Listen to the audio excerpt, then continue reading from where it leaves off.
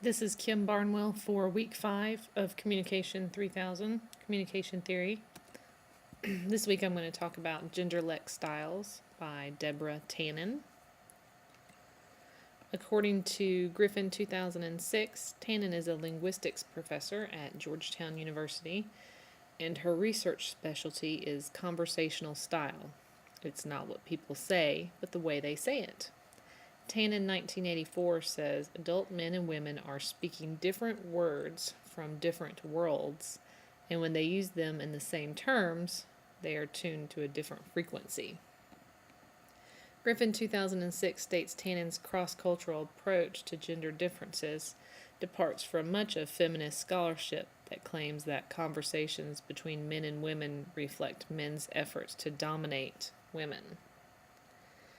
Griffin 2006 says Tannen nicely captures her belief that masculine and feminine styles of discourse are best viewed as two distinct cultural dialects rather than inferior or superior ways of speaking. Basically, when men and women might be speaking to one another, but the conversation can have a whole different meaning to each of them because of the cultural or male versus female difference in dialect.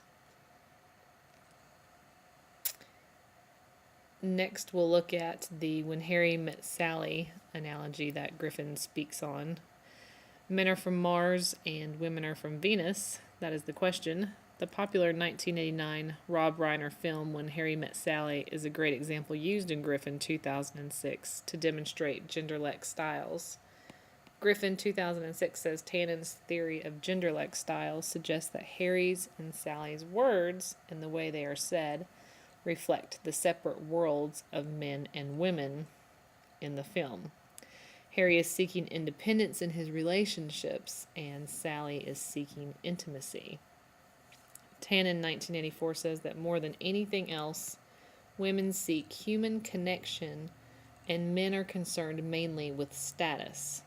Men look at things as a way to conquer them, not to connect with them. For example, a high school girl is asked to the prom by a guy she has had a crush on throughout her entire high school education. She views this as an opportunity to build a lasting romantic relationship with him, but he is probably just looking to have a date and get lucky after prom.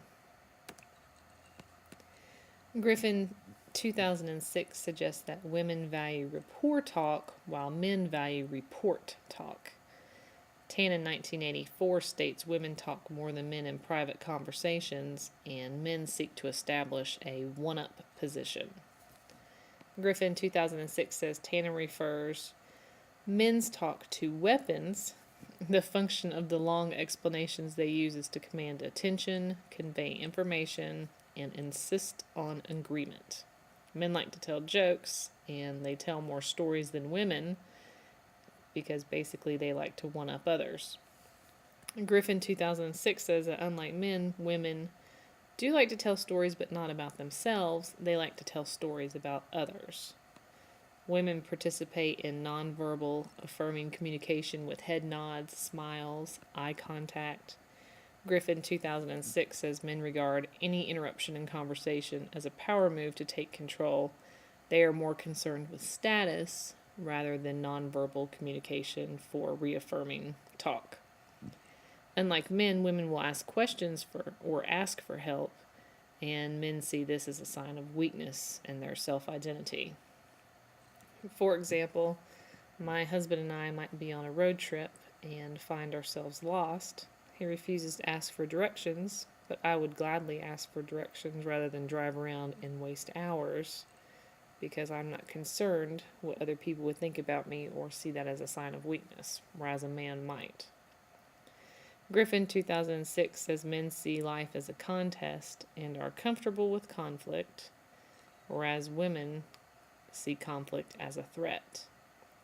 Tannen 1984 says male-female conversation is cross-cultural communication, and men and women often talk past one another. They might be in a conversation and be speaking directly to one another, but never actually understand what the other is saying or get the real meaning behind what is being said.